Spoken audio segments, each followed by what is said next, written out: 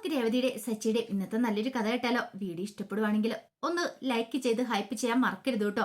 അങ്ങനെ നമ്മൾ കാണുന്ന രാത്രി ഏറെ കഴിഞ്ഞ് കഴിഞ്ഞപ്പോൾ ലക്ഷ്മി അമ്മ നോക്കിക്കഴിഞ്ഞപ്പോൾ ഭയങ്കര പടത്തമാണിരുന്ന ശരത്ത് ആ കാഴ്ച കണ്ടപ്പോൾ ലക്ഷ്മി അമ്മ എന്നിട്ട് പറഞ്ഞു, മോനെ സമയം എത്രയായെന്ന നിന്റെ വിചാരം?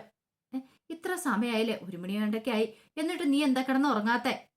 നിനക്ക് കിടന്ന് ഉറങ്ങാൻ മേലേ? അമ്മ എനിക്ക് കുറെ പഠിക്കാനുണ്ട്, എക്സാം ഒക്കെ അല്ലേ. എന്റെ മോനെ, നീ ഇത്ര ഇങ്ങനെ ഇരുന്ന് പഠിക്കേണ്ട കാര്യമൊന്നുമില്ല.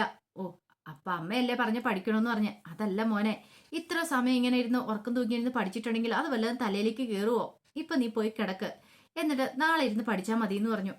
അങ്ങനെ ഒടുവില് ശരത്ത് മുറിയിലേക്ക് പോകുമ്പോഴാണ് ആ കാഴ്ച കാണുന്നത്. ദേവുവിന്റെ മുറിയിൽ വെട്ടം കഥ തുറന്നു കിടക്കുന്നുണ്ട്. നോക്കിക്കഴിഞ്ഞപ്പോ ദേവു ഫോണിനകത്ത് ഭയങ്കര ചാറ്റിങ്ങും പരിപാടിയുവാ. അപ്പോഴേക്കും ശരത്ത് ഇത്തിരി സമയം നോക്കിയിരുന്നു. പെട്ടെന്ന് ശരത്ത് ദേവുവിനെ വിളിച്ചു. ഓഹോ, ഇതുവരെയായിട്ട് ഉറങ്ങാറായില്ലേ എന്ന് ചോദിച്ചു. അത് കേട്ടപ്പം ദേവു ഒന്ന് ഞെട്ടി. നീയോ? നീരെന്താ? അതെ, ആരാ ചാറ്റ് ചെയ്യുന്ന ഈ സമയത്ത്? ചാറ്റിങ്ങോ? പിന്നല്ലാതെ ചാറ്റിങ്ങാന്ന് മനസ്സിലായി. ഉറങ്ങാതിരുന്ന് ചാറ്റ് ചെയ്യുന്നേ? ഓ, നീ ഉദ്ദേശിക്കുന്ന പോലെ ആരെയൊന്നുമല്ല. ഇതെന്റെ ഗുജറാത്തിലുള്ള ഒരു ഫ്രണ്ടാ, വീണ. അവളുമായിട്ട് ഞാൻ ചാറ്റ് ചെയ്യുമായിരുന്നു. അല്ലാതെ നീ മനസ്സിൽ കരുതുന്ന പോലെ ഒന്നുമില്ല. ആയിക്കോട്ടെ ആയിക്കോട്ടെ. ഇതിനകത്ത് എന്തോ കള്ളക്കളി ഉണ്ടെന്ന് എനിക്ക് തോന്നി. ഒന്ന് പോടാ അവിടുന്ന്, എനിക്ക് ഉറങ്ങണമെന്ന് പറഞ്ഞു. അതും പറഞ്ഞിട്ട് ദേവു പുതപ്പ് തലവഴി മൂടി അവിടെ കിടക്കുവാണ്. ശരത്ത് പോയിട്ട് ഇങ്ങനെ ആലോചിച്ചു, എന്തോ ഒരു കള്ളക്കളിയുണ്ട്, അല്ലെങ്കിൽ ഈ സമയത്ത് ഇങ്ങനെ ഇരുന്ന് ചാറ്റ് ചെയ്യേണ്ട കാര്യമില്ലല്ലോ എന്നൊക്കെയായിരുന്നു അവന്റെ മനസ്സിലെ ചിന്ത. ഇതേ സമയത്ത് ബീരാന് തന്റെ പെങ്ങടെ വീട്ടിൽ പോയേക്കോണം. അങ്ങനെ അവിടെ പോയി സംസാരിച്ചുകൊണ്ടിരിക്കുന്ന സമയത്ത് ബീരാനൊരു കോള് വരുന്നുണ്ട്. ബീരാൻ കോൾ എടുത്തിട്ട് പറഞ്ഞു, ആണോ? ആ, ശരി ശരി. അതെ, എന്റെ വിളിപ്പേരാണ് ബീരാൻ എന്നുള്ളത്. ശരിക്കുള്ള പേര് ജയരാജൻ എന്നാ. അപ്പൊ ആ പേരിലേക്ക് ഇട്ടാ മതി. ആണോ? ആ, അതെന്ത് ചെയ്യാനാന്ന് പറ. പലർക്കും അറിയത്തില്ല ശരിക്കും എന്റെ യഥാർത്ഥ പേരിനെ കുറിച്ച്. എല്ലാരും വിചാരിച്ചോണ്ടിരിക്കുന്ന ബീരാനാന്നാ വിചാരിച്ചോണ്ടിരിക്കണേ. ആ, എങ്കിൽ ശരി, ആയിക്കോട്ടെ.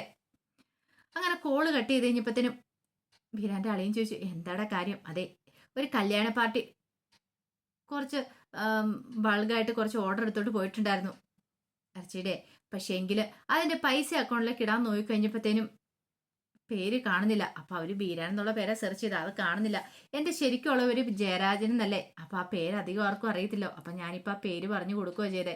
എടാ, നിന്നെ പോലെ ഒരുത്തൻ ശരിക്കും പറഞ്ഞിട്ടുണ്ടെങ്കിൽ നിനക്ക് ഭാഗ്യമുണ്ട്.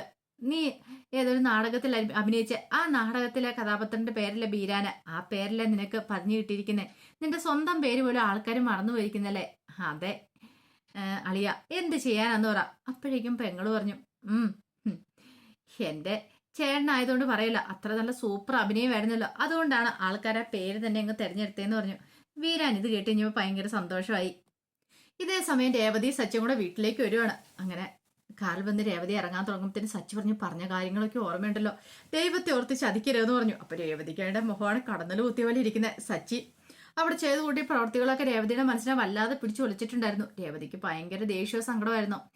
അങ്ങനെ ഇറങ്ങി ഹാളിലേക്ക് വരുമ്പോഴത്തേനും രവീന്ദ്രനുണ്ട്. നിങ്ങളോ? ഇതെന്താ നിങ്ങൾ പെട്ടെന്ന് വന്നേ? 3-4 ദിവസം കഴിഞ്ഞിട്ട് വരുവോളെന്ന് പറഞ്ഞിട്ട്.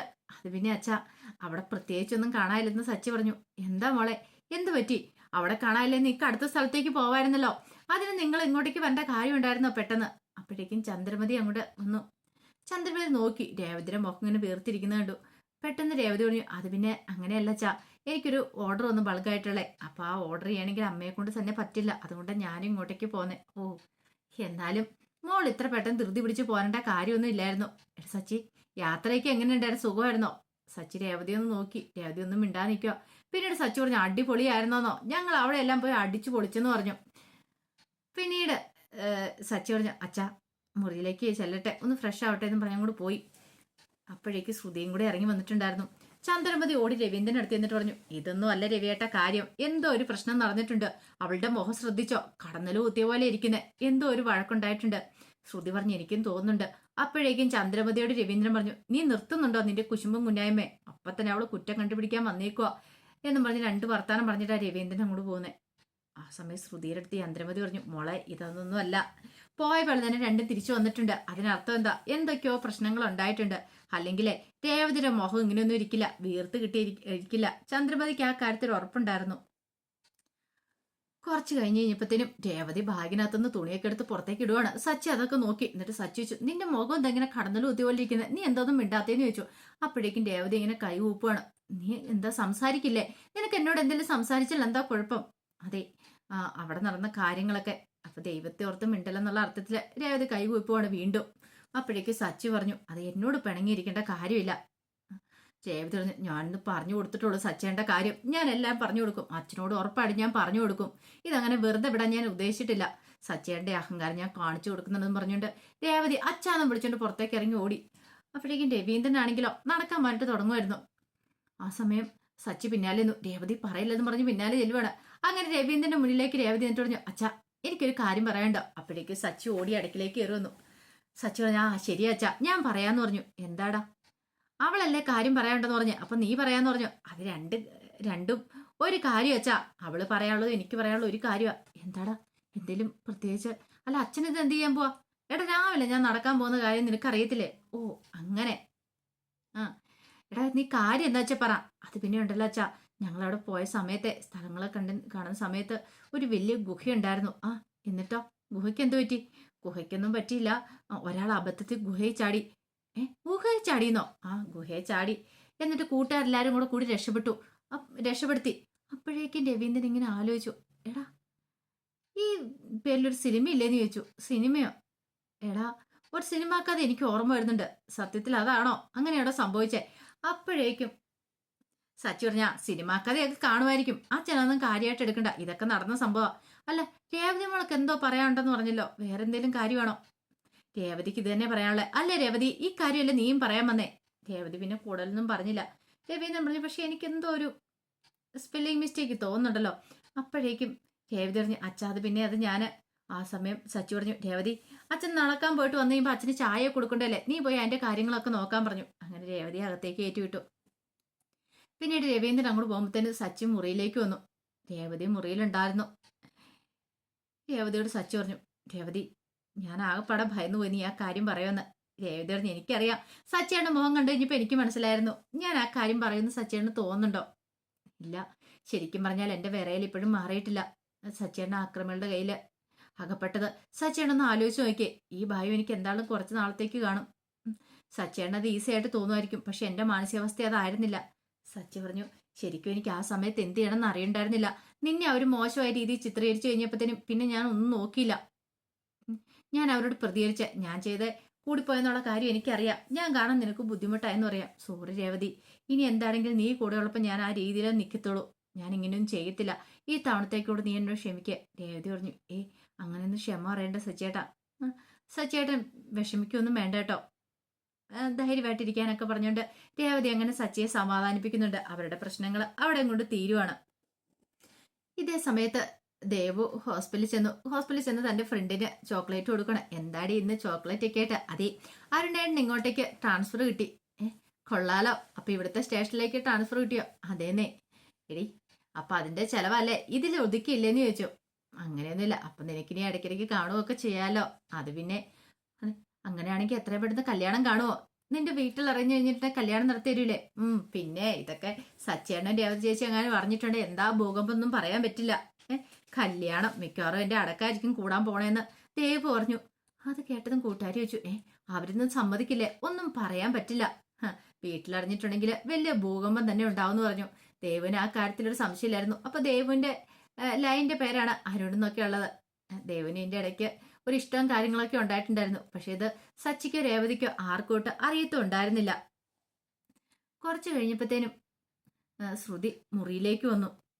മുറിയിലേക്ക് വന്നിട്ട് ഇങ്ങനെ അലമാരി തുറന്ന് ഒരു ഡ്രസ്സ് എടുക്കാൻ തുടങ്ങുമ്പോഴത്തേനുമാണ് അവിടെ ഒരു കവർ ഇരിക്കുന്നുണ്ട്. ആ കവർ ഇങ്ങനെ എടുത്ത് നോക്കുകയാണ്. തിരിച്ചു മറിച്ച് നോക്കി അത് വായിച്ചു. ശ്രുതിയുടെ നെറ്റി ഇങ്ങനെ ചുളിഞ്ഞു. ശ്രുതി ഇങ്ങനെ കുറെ സമയം അതിനെക്കുറിച്ച് തന്നെ ഇങ്ങനെ ആലോചിച്ചു. കുറച്ച് കഴിഞ്ഞപ്പോൾ ശ്രുതി ഫോൺ ചെയ്തുകൊണ്ടിരിക്കുകയാണ്. അപ്പോഴേക്കും ശ്രുതി അങ്ങോട്ടേക്ക് വന്നു. അങ്ങനെ ഫോൺ ചെയ്ത് കഴിഞ്ഞപ്പോഴത്തേനും ശ്രുതിയുടെ അടുത്തേക്ക് നിട്ടിച്ചു. ഇതെന്താ ശ്രുതി എന്ന് ചോദിച്ചു. ഇതെന്താ? അല്ല ഇതെന്താന്ന് അറിയില്ലേ? അപ്പോഴേക്കും ശ്രുതി പറഞ്ഞു, അത് പിന്നെ ഇത് GST അടയ്ക്കാത്തോണ്ട് വന്ന നോട്ടീസാ. ഓഹോ, അപ്പൊ എന്നോട് ഇത് പറഞ്ഞിട്ടില്ലല്ലേ? എന്നിട്ട് ശ്രുതി എന്താ എന്നോട് പറയായിരുന്നേ? ശ്രുതി എന്താ GST അടയ്ക്കായിരുന്നു? GST അടച്ചിട്ട് ഇപ്പൊ എന്താവാനായിട്ടാ? ശ്രുതി GST അടച്ചില്ലേ പ്രശ്നമോ? പിന്നെ കടയതിന് നമ്മുടെ ഒന്നും അല്ലല്ലോ. ശ്രുതി അത് അടച്ചില്ലേ പിന്നെ കട നഷ്ടപ്പെട്ടു പോകത്തില്ലേ? പോയാലെന്താ അച്ഛന്റെ കടയല്ലേ? ശ്രുതി അത് അച്ഛന്റെ കടയാണോ? നമ്മൾ അച്ഛനെ വിട്ടുകൊടുക്കാൻ പോകണോ? ആ കട ഒരിക്കലും വിട്ടുകൊടുക്കാൻ പോകുന്നില്ല. അച്ഛന് കൊടുക്കാനുള്ള പൈസ കൊടുത്തിട്ട് നമ്മൾക്ക് ആ കട സ്വന്തമാക്കണമെന്ന് പറഞ്ഞു. അത് കേട്ടപ്പോൾ ശ്രുതി പറഞ്ഞൊരു കാര്യം ചെയ്യാം, നീ നിന്റെ വീട്ടിലേക്ക് വിളിച്ചിട്ട് നിന്റെ അച്ഛനെ വിളിച്ചിട്ട് കുറച്ച് പൈസയും കൂടെ അയച്ചു തരാൻ പറ. അപ്പം പിന്നെ ആ പ്രശ്നം അങ്ങോട്ട് പരിഹരിച്ചല്ലോ. GST അടയ്ക്കാനുള്ള പൈസ തന്നാൽ മതിയെന്ന് പറ, പിന്നെ അച്ഛനുള്ള പൈസ ഞാൻ എപ്പോഴേലും കൊടുത്തോളാം. അപ്പോഴേക്കും ശ്രുതി ഇങ്ങനെ ദേഷ്യപ്പെട്ട് നോക്കുവാണ്. ശ്രുതി പറഞ്ഞു, ഷോ ഞാൻ മറന്നുപോയി, നിന്റെ അച്ഛൻ മരിച്ചു പോയില്ലേ, മരിച്ചു പോയല്ലോ അല്ലേ, ആ കേസ് ഞാൻ അങ്ങോട്ട് ഓർത്തില്ല എന്ന് പറഞ്ഞു. ഇനിയിപ്പോൾ എന്ത് ചെയ്യും, ഒരു കാര്യം ചെയ്യാം, നിനക്ക് നിന്റെ ഇളയച്ചനോട് ചോദിക്കാൻ പറ്റുമോ? ശ്രുതി ദേഷ്യപ്പെട്ട് ഇങ്ങനെ ശ്രുതിനെ ഒന്ന് നോക്കി. പിന്നെ ശ്രുതി ഒന്നും മിണ്ടിയില്ല. ശ്രുതി ദേഷ്യത്തോടെ അകത്തേക്കും കൂടെ കയറിപ്പോയി. ആ സമയത്ത് സച്ചി എന്ത് ചെയ്തു, മെഡിക്കൽ സ്റ്റോറിൽ കയറുവാണ് മരുന്ന് മേടിക്കാനായിട്ട്. മരുന്ന് മേടിച്ചിട്ട് ഇറങ്ങി കഴിഞ്ഞപ്പോഴത്തേനും ഒരു പോലീസ് ജീപ്പ് അവിടെ കൊണ്ടുവന്ന് ഇട്ടു. അതിനകത്തുനിന്ന് ഒരു പോലീസുകാരനും കൂടെ ഇറങ്ങി. എന്താടോ തനിക്ക് കണ്ണ് കണ്ടുകൂടെന്ന് ചോദിച്ചു. അപ്പോഴേക്കും സച്ചി ചോദിച്ചു, എന്താ സാർ, ഇങ്ങ് നോക്കിയേ, നോ പാർക്കിംഗ് എന്ന് എഴുതിയേക്കുന്ന വെണ്ടയ്ക്ക ഒഴിപ്പി കണ്ടോ താന്, എന്നിട്ട് അതിന്റെ ചൂട്ടിലാണോ കൊണ്ട് വണ്ടി ഇടുന്നേ. സാറേ അത് പിന്നെ ഞാൻ പെട്ടെന്ന് ശ്രദ്ധിച്ചില്ല, തന്റെ മുഖത്ത് എന്തിനാടെ കണ്ണ്. സച്ചി പറഞ്ഞു, സാറേ ഞാൻ ശ്രദ്ധിച്ചില്ല, പെട്ടെന്ന് മെഡിക്കൽ സ്റ്റോറിലേക്ക് ഒരു മരുന്ന് മേടിക്കാൻ പോയതാ. എന്താ, വായുഗുളിക മേടിക്കാൻ പോയതാണോ, ആരെങ്കിലും മരിക്കാൻ കിടക്കുവാണോ? അതല്ല സാറേ, പെട്ടെന്നൊരു ജലദോഷമേ, ഞങ്ങൾ ട്രിപ്പ് പോയിട്ടുണ്ടായിരുന്നു ഞാനും ഭാര്യയും കൂടെ, അപ്പൊ അതുകൊണ്ട് ജലദോഷത്തിന് മരുന്ന്. നിന്റെ ജലദോഷത്തിന് മരുന്ന്? അതെ, നോ പാർക്കിംഗ് ഏരിയയില നീ വണ്ടി പാർക്ക് ചെയ്ത, മര്യാദയ്ക്ക് ഫൈൻ അടച്ചാൽ മതി. എന്താണോ നിന്റെ അച്ഛന്റെ പേരെന്ന് ചോദിച്ചു. അത് പിന്നെ സാറേ, ഫൈൻ അടയ്ക്കണം എന്തിനാ അച്ഛന്റെ പേര്? അല്ല, അച്ഛന്റെ പേര് പറയാൻ പറഞ്ഞു. രവീന്ദ്രൻ എന്നാന്ന് പറഞ്ഞു. അത് കേട്ട് കഴിഞ്ഞപ്പോഴത്തേനും അവനൊന്ന് നോക്കി, പോലീസുകാരെ സച്ചിയൊന്ന് നോക്കി. എന്നിട്ട് ചോദിച്ചു, നിന്റെ അച്ഛന്റെ വകയാണോടോ ഈ റോഡെന്ന് ചോദിച്ചു. സച്ചിക്ക് അടിമുടി പെരുത്ത് കയറി. സച്ചി ദേഷ്യപ്പെട്ട് ഇങ്ങനെ നോക്കുകയാണ്. അപ്പൊ അതിന്റെ കഥകളൊക്കെ എന്ന് കാണുന്നത്. ഇതിന്റെ ബാക്കി വിശേഷങ്ങളുമായിട്ട് വൈകുന്നേരത്തെ പ്രമോയി വരാട്ടോ. ഒരിക്കൽ കൂടി എല്ലാവർക്കും ശുഭദിനം നേർന്നുകൊണ്ട് നിർത്തുന്നു. നന്ദി.